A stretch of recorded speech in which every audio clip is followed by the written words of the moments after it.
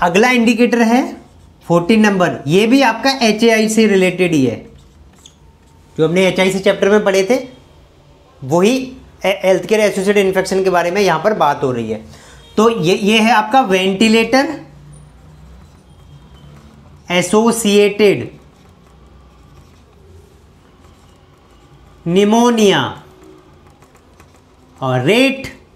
So rate जैसे ही आया आपको समझ में आ गया होगा कि पर 1000 हमको इसको वैल्यू पे कैप्चर करना है इस डेटा को। डेटा मंथली कैप्चर होगा, ठीक है। सो मंथली डेटा कैप्चर करना है। अब हेल्थ केयर एसोसिएटेड इन्फेक्शन जैसे मैंने आपको बताया कि कौन सा डेटा कैप्चर होगा, जो हमारे हॉस्पिटल में आने के बाद पेशेंट को हुआ है। 2 कैलेंडर डेज की मैंने बात की थी ना।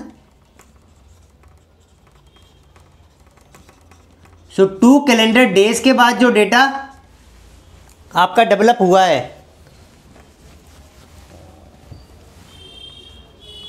2 कैलेंडर डेज के बाद जो होगा उस HAIs, उसको ही हम कैप्चर करेंगे इसमें। तो फॉर्मूले की बात कर लेते हैं। फॉर्मूला क्या है इसका?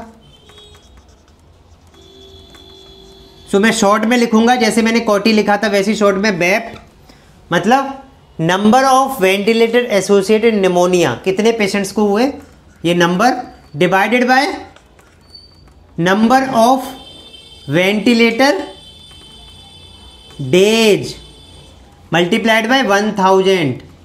अब यहां पर वेंटिलेटर डेज की बात कर रहा हूं, तो डेटा ये नहीं कैप्चर करना है कितने पेशेंट्स को वेंटिलेटर लगा, डेटा क्या कैप्चर करना है, कितने पेशेंट्स को वेंटिलेटर कितने कितने दिन लगा।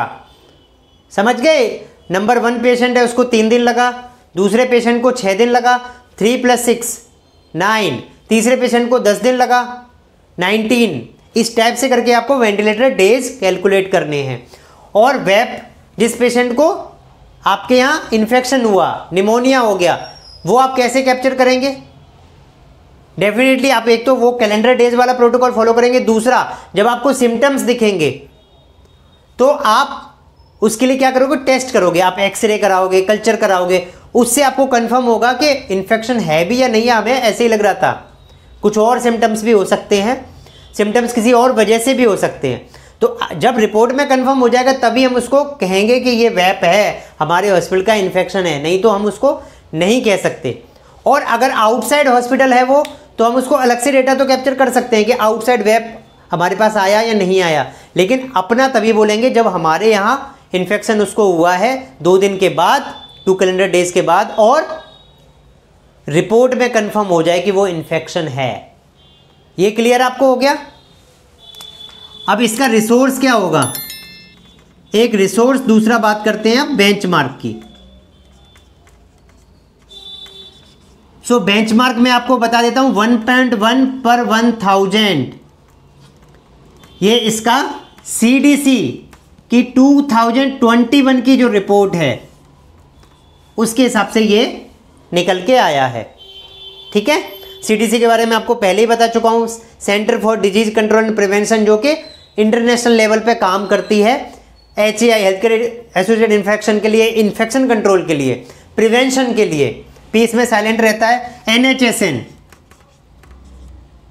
आपको NABH की बुक में CDC NHSN ये लिखा हुआ मिलेगा रेफरेंस के लिए।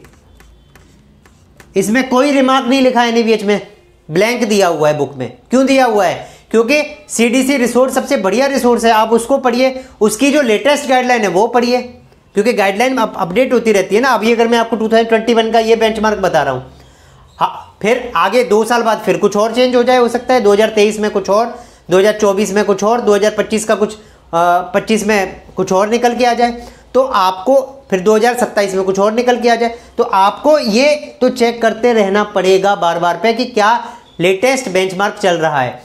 इसमें फ़ायदा आपको ये हो जाता है कि आपको खुद बेंचमार्क सेट करने की जरूरत नहीं पड़ती। जहां पर भी इंटरनेशनल कोई भी रिकॉग्नाइज्ड बॉडी से बेंचमार्क अवेलेबल है, तो आप डायरेक्ट उस बेंचमार्क को अपने इंडिकेटर में कॉपी कर सकते हो, कोई आपको क्वेश्चन नहीं करेगा।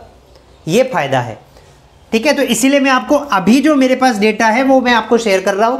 हो सकता है आज की क्लास के बाद कुछ टाइम बाद वो डेटा अपडेट हो जाए, नई रिसर्च आ जाए, तो वो जो बेंचमार्क होगा आपको वो फॉलो करना पड़ेगा। तो अपने आप को अपडेट तो करते रहना पड़ेगा, कुछ कुछ जो मैंने आपको वेबसाइट बताई है वो आपको फॉलो करते रहना पड़ेगा, ठीक है। तो सीडीसी की गाइडलाइंस फॉलो करिए, सबसे बेस्ट है इन्फेक्शन कंट्रोल के लिए। अब रिसोर्स क्या है, जब भी कोई वेंटिलेटर एसिड निमोनिया होगा, पेशेंट को इन्फेक्शन होगा, तो हम कैप्चर कैसे करते हैं, वो तो हम रिपोर्ट देख के, इन्वेस्टिगेशन कराया हमने, कल्चर कराया, एक्सरे कराया, उससे हमें पता लगेगा। बट हम इसके लिए इंसिडेंट फॉर्म फिल करते हैं। तो जब भी कुछ ऐसा होगा तो हम इंसिडेंट फॉर्म फिल करेंगे, उस फॉर्म में हम पूरा आरसीए लिखेंगे, करेक्टिव एक्शन काप, प्रिवेंटिव एक्शन पा, करेक्टिव एक्शन और प्रिवेंटिव एक्शन कापा दोनों लिखे जाएंगे, और आगे से कैसे उसको प्रिवेंट कर सकते हैं ये स्ट्रेटजी भी बनाएंगे, ठीक है।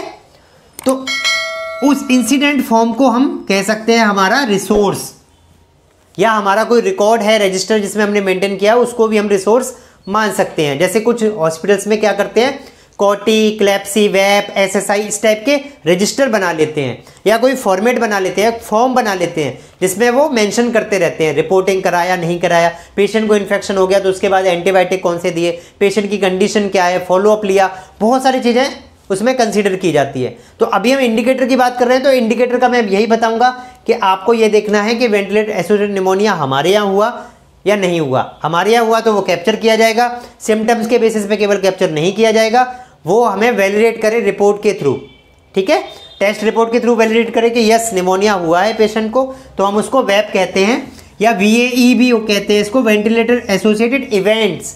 कितने ऐसे इवेंट्स हुए जब पेशेंट को इन्फेक्शन हो गया वेंटिलेटर की वजह से, ठीक है। और बेंचमार्क भी मैंने आपको बता दिया CDC का 2021 की रिपोर्ट के हिसाब से। इसमें कोई डाउट? चलिए